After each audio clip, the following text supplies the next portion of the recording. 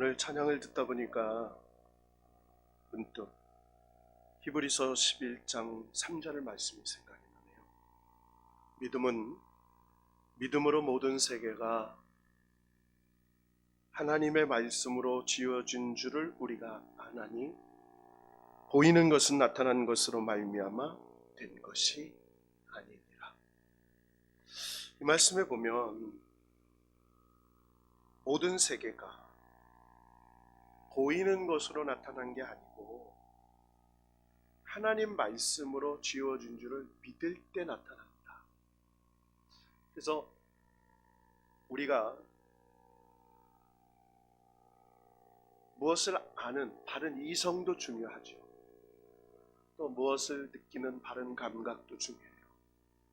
그런데 제일 중요한 건 진짜 바른 믿음이 중요하다. 안다는 거 유익한 것인 동시에 또 해악일 수도 있습니다. 몰라도 되는 걸 아는 거, 잘못 아는 거.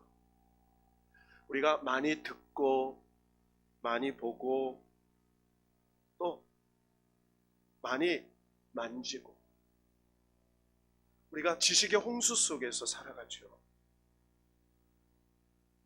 우리가 많은 것을 알아가고 배우는 것은 좋으리지만 정작 중요한 문제는 제대로 아는 것, 제대로 믿는 것, 그리고 제대로 사는 것이라는 거죠. 우리가 알고 배우고 하는 과정에 필요한 것이 무엇입니까? 사람은 보통 몇 가지를 통해서 알아가고 배워간다고 말합니다. 첫째는 보는 것으로 알아가요. 이것을 시각이라고 하죠. 아, 이게 꽃이구나. 아, 이게 기타구나. 그래서 보는 것으로 알아가요. 또 듣는 것으로 알아가요. 아, 이게 새소리구나. 아, 이게 개소리구나. 개소리도 두 가지 종류가 있어요. 짐승의 개소리가 있고 쓸데없는 소리가 있어요. 청각으로 알아가죠. 세 번째로는 후각으로 알아가요. 아, 오늘 식사하고 오셨는데 딱 들어오니까 추어탕 냄새가 나요. 응? 오늘 뭐 잡수셨어요? 네? 네, 저는 여러분 뭐 잡수신 게 그걸 모르고 저희 집에 배달된 걸 보고 알았어요. 냄새 맡는 걸 알죠. 후각으로 알아요.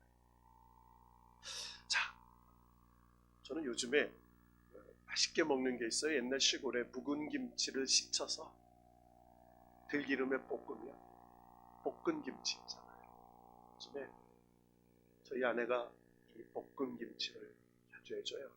그래서 밥에다 얹어서 탁 먹는데 대천김을 하나 딱 얹어서 딱 싸서 먹으면 칼칼하고 간간하고 고소한 맛이 나요. 그래서 먹는 맛이 미각이라고 그래요. 그리고 촉각이 있어요. 촉각. 요즘에 제가 비밀 하나를 얘기할게요. 또 혼날지 모르겠어요. 두렵고 떨리는 마음으로 보면 저희 아내가 며칠 전에 얼굴이 밤탱이가 됐어요. 이렇게 양쪽에 빨갛게. 오늘은 분장하고 변장해서 안 보이는데요. 이 피부 트러블이 일어났는데 집에 마스크가 2장이 들은 비닐 마스크가 있어서 새벽 기도 때 쓰고 왔는데 그날 낮에 얼굴이 홍시가 붙은 것 같아요. 보톡스 맞은 팽팽한 얼굴처럼 됐어요. 그러니까 그 마스크를 몇 번 썼는데 트러블이 일어나요. 너무너무 빨간 홍시 있잖아요. 저는 보기는 좋습니다. 근데 본인은 너무너무 가렵고 힘들었나 봐요. 그래서 제가 마스크 아무거나 쓰지 마요. 마스크 좋은 거 써요. 여러분 마스크 아무거나 쓰지 마세요. 이왕이면 KF94나 90. 한 가지 얘기할게요. 죄송해요. 어느 나라를 비하하려고 하는 게 아니에요. 베트남산이나 중국산은 쓰지 마세요. 문제가 있더라고요. 정말이에요, 여러분. 꼭 국산을 쓰세요. 메이드 인 코리아가 세계 1위입니다. 아멘을 안 해요? 사람도요, 메이드 인 코리아가 인류예요. 한국 사람 믿음이 인류예요. 정말이에요. 여러분, 우리 이 촉각으로 인해서 알아가지고, 이거 쓰면 안 된다. 이거 쓰면 참 부드럽다. 자, 5가지 감각으로 아는데 이 모든 것을 모아서 우리의 뇌가 생각하는 거예요. 이게 심각이라고 말합니다. 심각. 심리적 판단이에요. 이게 심각이에요. 그러니까 마음으로 각성하는 거예요. 이거보다 더 중요한 게 있어요. 오늘 히브리서 11장 3절. 믿음으로, 영감입니다. 영감. 영적 각성이에요. 여러분, 성령이 너에게 임하시면 권능을 받고, 여러분 여기서 말하는 권능은 하나님 눈으로 깨닫고 보고 살고 역사하는 능력이에요. 여러분이 이 권능이 있기를 축복합니다. 권능. 이게 영적인 각성의 영각, 영적인 권능이에요. 우리는 하나님의 말씀으로 세상이 지어진 줄 알아요. 하나님의 말씀으로 문제가 해결될 줄로 믿어요. 하나님의 말씀으로 응답될 줄로 믿어요. 언제? 하나님의 때가 차면. 그래서 기다리는 거예요. 인내하는 거예요. 자, 오늘 우리가 너무나 잘 아는 말씀, 오전에도 마찬가지고요, 오후에도 마찬가지예요. 오늘 이 말씀은 마가복음 1장 40절에서 45절, 누가복음 5장 12절에서 16절. 그러니까 여기 보면은 누가복음 7장 1절에서 10절, 요한복음 4장 43절에서 54절, 그리고 마태복음 8장 5절에서 13절에 나오는 병행복음 세 군데 나오죠. 누가복음과 요한복음과 마태복음. 여러분, 말씀의 현장으로 들어가 봅시다. 어떤 현장이냐면 예수님께서 산에서 내려오세요. 수많은 무리들이 옵니다. 예수님이 산에 가셨다는 건 뭐 하러 가셨어요? 기도하러 가신 거예요. 기도를 하시고 내려오시니까 많은 사람들이 몰려와요. 예수님을 찾으러 오는 사람들은요, 문제를 해결받기 위해서 오는 사람이죠. 질병이 있거나 배고픔이 있거나 어려움이 있거나, 그래서 예수님을 찾아가요. 그 무리 중에 한 납병 환자가 예수님 앞에 딱 엎드립니다. 여러분, 납병 환자는요, 사람들 무리에 올 수가 없어요. 다른 복음서에 보면 10명의 환자가 있잖아요. 그 환자들이 멀리 서서 다윗의 자손 예수여 나를 불쌍히 여기소서 소리를 쳐요.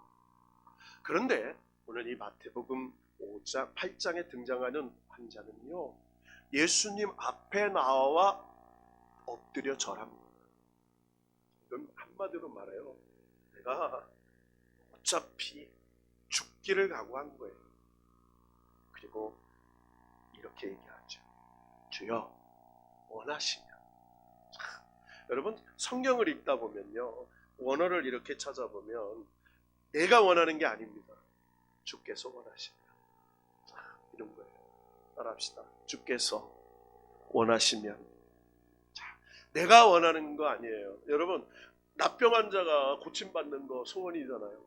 근데 이 고백을 보세요. 주여, 주께서 원하시면, 주님이 원하시면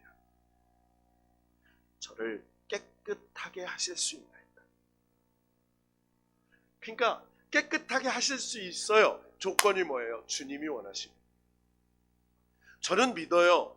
깨끗하게 하실 수 있는데, 그런데 주님이 원하실 때 가능하다는 고백이에요. 이 고백을 들으시고 주님께서 그의 몸에 손을 대세요. 여러분, 납병 환자는 없는 병이잖아요. 주님이 손을 탁 얹으세요. 그리고 이렇게 말씀하세요. 내가 원하노니 깨끗함을 받아라. 주님이 원한 거예요. 그 납병 환자의 고백처럼 주님 원하시면, 그랬더니 주님이 내가 원한다. 너 깨끗해져라. 여러분, 즉시로 깨끗해졌어요. 따라합시다. 즉시로. 여러분, 하나님의 역사는 즉시로 나타나는 것도 있고요. 내일 나타나는 것도 있어요. 그리고 나중에 나타나는 것도 있어요. 이건 하나님의 계획 속에 있는 거죠. 네? 즉시로 나왔어요. 이 납병 환자가 얼마나 좋았겠어요. 그리고 그 주변에 있는 많은 사람들이 놀란 거예요. 자, 그러면서 예수님께서 이렇게 말씀하시죠.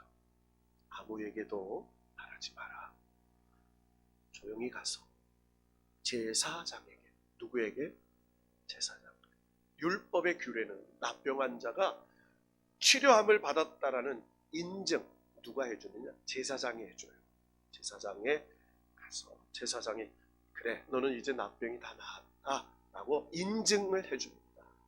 이게 율법의 정결의 규례예요. 그러면서 뭐라고 딱 얘기하냐면, 모세가 명한 예물을 드려 감사하는 거예요. 모세가 명한, 네가 납병을 나오면 하나님께 이렇게 감사해야 돼. 너는 이런 응답을 받으면 하나님께 이렇게 감사해야 돼.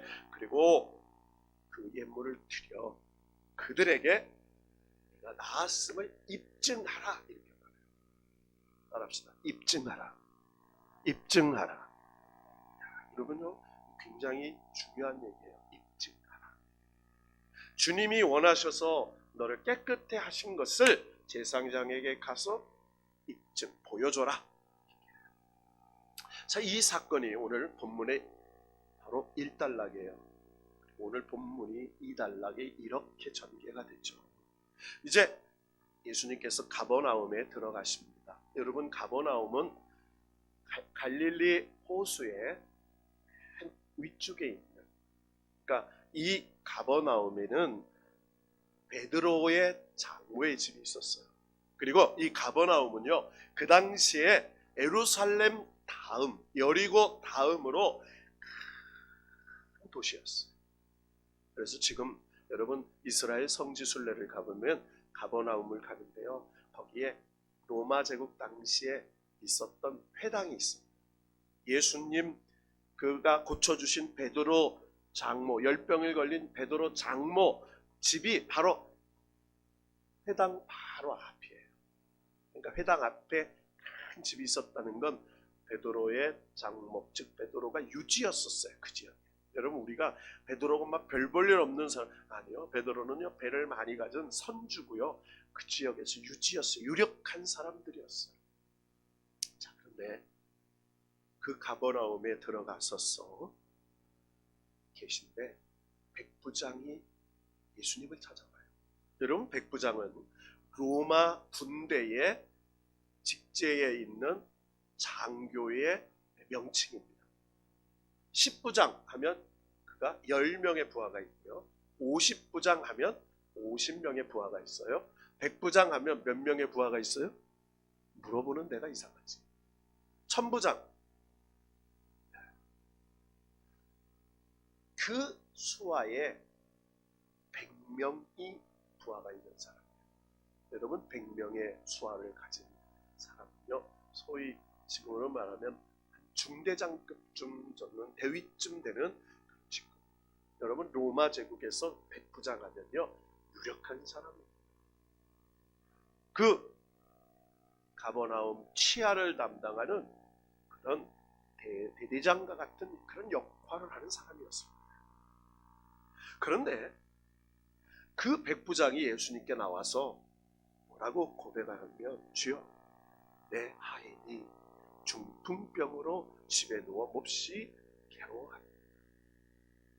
여러분, 로마 제국 당시에요, 로마의 저술가 바로라는 사람이 농업에 사용되는 농기구 세 가지를 기록했어요. 로마의 농기구예요. 세 가지가 있었어요. 첫째는 언어를 가진 도구가 있었어요. 뭘 가진 도구? 언어를 가진 도구. 이게 노예예요. 그러니까 농기구예요. 그러니까 사람이 아닙니다. 노예는 언어, 말을 할 줄 아는 도구예요. 그게 노예예요. 두 번째, 언어가 없는 도구가 있어요. 이것이 가축이에요. 소, 말, 이게 농사를 짓는 가축, 도구예요. 언어가 없는 도구. 아까 언어는 노예. 그러니까 이 사람 사람이 아니에요. 도구야. 농업을 하는 일을 도와주는 도구. 언어가 없는 도구는 가축, 짐승이에요. 세 번째로는 뭐예요? 소리 없는 도구가 있어요. 소리 없는 도구는 뭐예요? 바로 농기구를 말해요.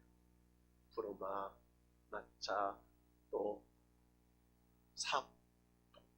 이게 이제 한마디로 말하면 당시 로마 제국에서 하인, 노예는 도구였어요. 사람이 아니에요. 그런데 이 백부장이 그 도구, 천이 여기는 짐승 취급당하고 농기구 취급당하는 언어는 가지고 있지만 정말 사람이 아닌 이 도구 때문에 뭐라고 해요? 그가 중풍병으로 집에 누워 몹시 괴로워합니다. 그러니까 이 백부장이 그 노예가 병이 들어서 고통당하는 모습을 보고 마음이 아팠단 말이에요. 여러분, 병이 뭐예요? 중풍병이에요. 여러분, 중풍병은 지금도 치료가 참 어려워요. 뇌출혈 같은 거죠. 그래서 반신불수가 되고 양쪽 다 못 쓰게 되고 하는 이런 아주 무서운 병. 그래서 누워 몹시 괴로워했다는 말은 걸어다니지도 못했어요. 그러니까 아예 몸을 못 쓸 정도로 심한 상태를 말해요. 자, 이 간절한 고백을 들은 예수님께서 자, 한마디로 이렇게 얘기해요. 내가 가서 고쳐주리라. 다른 말을 하지 않아요. 고쳐달라고 안 했잖아요. 내 하인이 중풍병에 걸려 몹시 괴로워합니다. 그러니까 얼마나 그의 진정한 마음이 예수님께 와닿았으면 예수님이 내가 가서 고쳐줄게 라고 하셨을까요? 자, 그런데 참 이 백부장, 우리 너무나 이 본문을 많이 알잖아요. 저는 이 본문을 읽으면 읽을수록 또 설교를 하면 할수록 참 새록새록 기가 막힌 예수님께서 왜 이렇게 말씀하셨을까? 참 이 믿음을 내게 좀 부어주셨으면 너무 좋겠다 라는 생각이 들어요. 여러분 8절을 한번 다 같이 읽어볼까요? 8절 한 목소리로. 자, 시작. 백부장이 대답하여 이르되 주여, 내 집에 들어오심을 나는 감당하지 못하겠사오니 다만 말씀으로만 하옵소서. 그러면 내 하인이 낫겠나이다. 여러분 뭐라고 얘기해요? 주여, 내 집에 들어오심을 감당하지 못하겠습니다. 그 당시의 현장에 가버나움에 예수님이 있을 때 백부장이 찾아와 자기 노예의 중풍병에 괴로워하는 사정을 아뢰입니다. 요게 현장에 상황은 그가 몹시 누워서 괴로워해요. 자, 예수님께서 내가 가서 고쳐주겠다 하는 말씀은 바로 그 가버나움에 이 백부장의 집이 근처에 있었다는 걸 말씀하고 있는 거예요. 자, 그런데 이 백부장은 무슨 상황을 얘기하죠? 자, 그 당시 현장이 아닙니다. 이제 보이지 않는 상황, 사람들이 생각하는 심리적, 문화적, 영적 그런 상황을 고백하고 있는 거예요. 무슨 상황이에요? 주여, 내 집에 들어오심을 나는 감당하지 못하겠습니다. 여러분, 그 당시에 백부장의 집이면 얼마나 화려했겠어요? 안 그러겠어요? 여러분, 저택이었을 거예요. 그리고요, 하인이 많아요. 그리고 아주 없는 것 없이 로마의 백부장으로서 권세가 있죠. 부귀 영광이 있어요. 많은 걸 소유한 부자였어요. 권력과 부귀를 가진 사람이었어요. 그런데 그는요, 뭐라고 고백하냐면 내 집에 들어오심을 나는 감당할 수 없습니다. 왜요? 외형적으로는 다 가진 것 같아요. 외형적으로는 화려해요. 근데 그는 뭐라고 하는데 영적인 고백을 해요. 주님, 나는 이방인입니다. 주님께서 감히 세례의 집에 가서 서기관과 바리새인과 그런 사람들이 그렇게 비방하는 것을 제가 압니다. 하물며 이방인인 나의 집에 오는, 영적으로 나는 이방인입니다. 주님의 은혜를 받을 만한 자격이 없는 사람입니다. 주님이 내 집에 오시면 나는 영광이지만 주님께는 누가 되는 것입니다. 하고 영적인 심리적 상황을 고백합니다. 따라해봅시다. 주여, 내 집에 들어오심을 나는 감당할 수 없습니다. 여러분, 이 고백을 자기에게 고백에 적용해 보세요. 주님, 나는 은혜 받을 수 없는 사람이에요. 나는 구원받을 만한 자격이 없어요. 주님, 나는 목사가 될 자격이 없어요. 주님, 나는 주님의 직분을 감당할 수 없어요. 감당할 수가 없어요. 그런데 주님이 은혜로 나를 붙잡아 주셨어요. 이 말이에요. 그는 이방인입니다. 그런데 믿음이 있었어요. 주님이 어떻게 하면, 아니요, 보시지 마세요. 저 때문에 예수님이 누를 받으시면 안 돼요.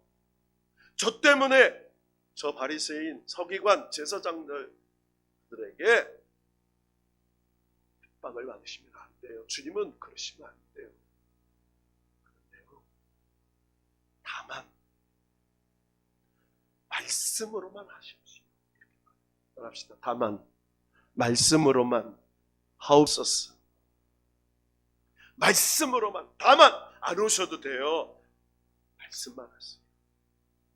그러면 내 하인이 낫겠습니다. 야, 여러분요, 제가 이 원어 성경을 보니까 딱 하나예요. 아니요, 오실 것도 없어요. 손 얹으실 것도 없어요. 말씀만 하세요. 그러면 내 하인이 나을 줄로 저는 확실히 믿습니다. 여러분, 이건 굉장한 고백이죠.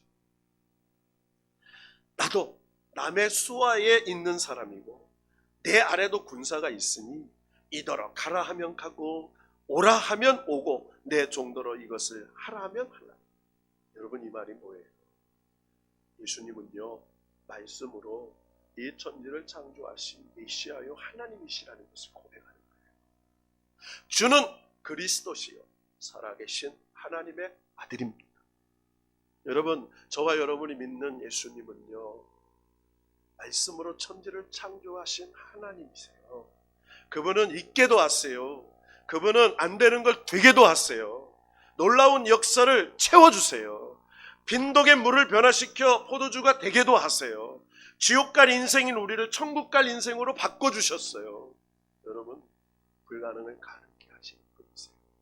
그분의 말씀을 믿기만 합니다. 자, 이 얘기를 들으신 예수님이 뭐라고 딱 하십니까? 자, 10절 말씀 다 같이 한번 읽고 말씀 정리해 봅시다. 시작. 예수께서 들으시고 놀랍게 여겨 따르는 자들에게 이르시되 내가 진실로 너희에게 이르노니 이스라엘 중 아무에게서도 이만한 믿음을 보지 못하였노라. 아멘. 자, 그러니까 누가 놀랐냐면 예수님이 놀라셨어요. 여러분, 예수님이 놀라셨어요. 예수님이 깜짝. 왜 놀라셨어요? 이방인이잖아요. 이방인. 하나님을 잘 믿지 않는 이방. 그런데 이스라엘인 중에, 그러니까 하나님의 백성, 하나님의 자녀라고 하는 사람 중에 이 백부장하는 만한 믿음을 본지 못했어요.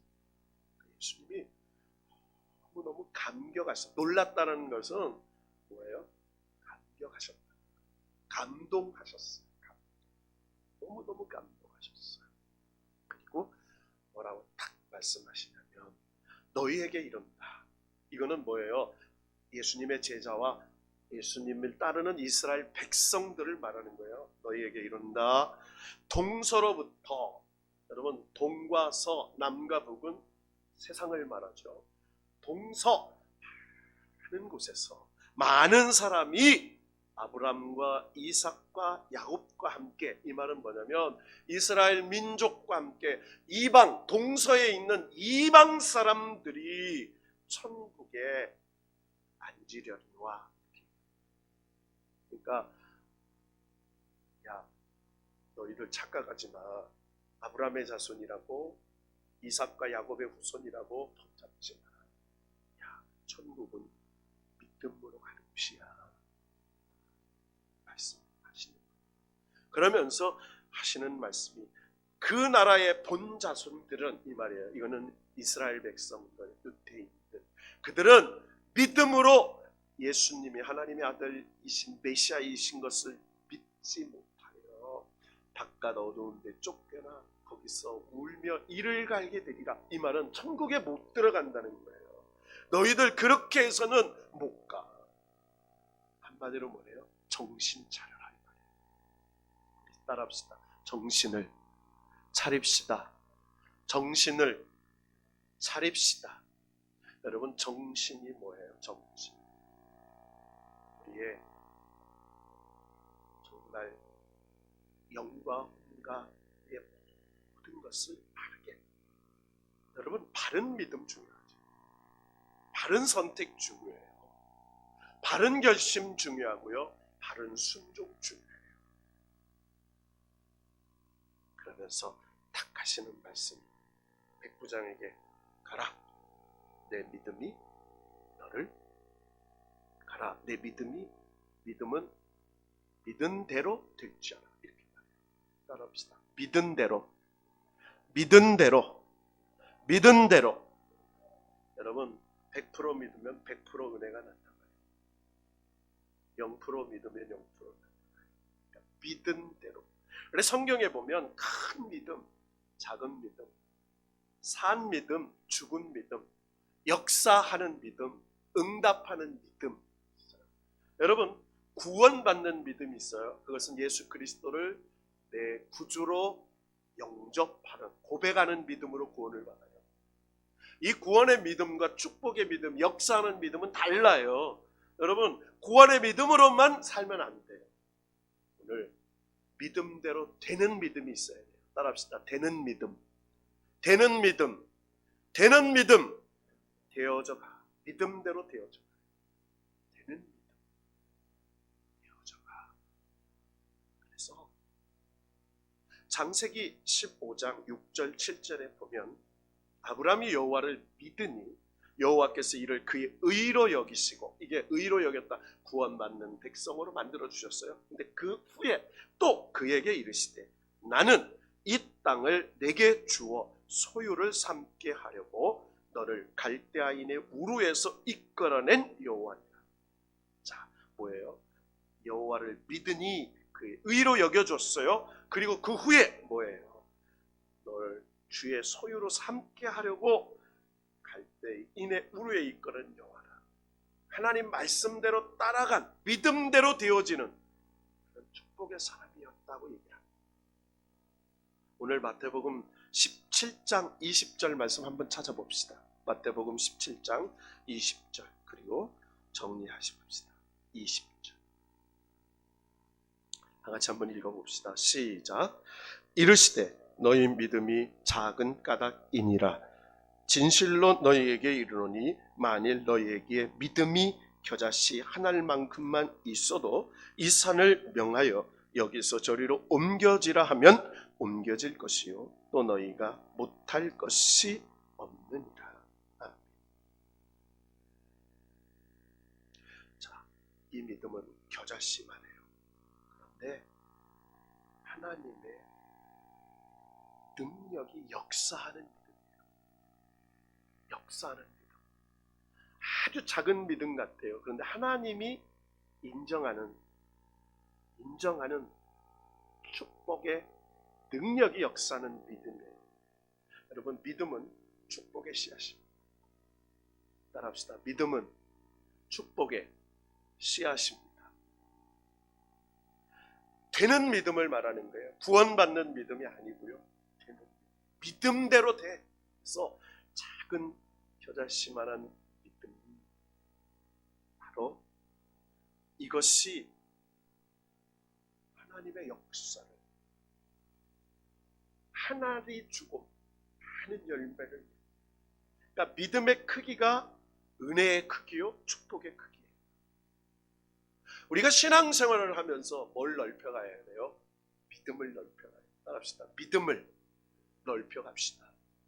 믿음을 넓혀가요. 그래서 때로는요, 고난 때문에 막 찢기기도 해요. 그래 싸매어 주세요. 네, 안 크니까. 여러분, 자식들 키우다 보면 아프잖아요. 근데 아플 때 부쩍 커요. 우리도 고난과 역경을 겪으면 믿음이 커요. 그래서 우리를 찢으세요. 크게 하십니다.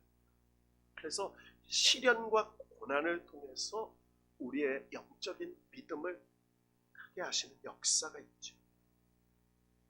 사도행전 16장 31절에 보면 주 예수를 믿으라 그리하면 너와 내 집이 구원을 받으리라. 십자가 대속의 은혜의 구원이에요. 이거하고는 다른 거죠. 자, 그러면서 뭐예요? 오늘 말씀, 고난을 이길 수 있는 믿음이에요. 따라합시다. 고난을 이길 수 있는 믿음. 고난을 이겨요. 고난. 여러분, 얼마나 중풍병, 우리 여기 고잔중앙교회 문 목사님이라고 우리 시찰에 노예에 있는 목사님 계세요. 사모님이 어느 날 갑자기 떨어지셔서 풍이 오셨어요. 3년 동안 고생하세요.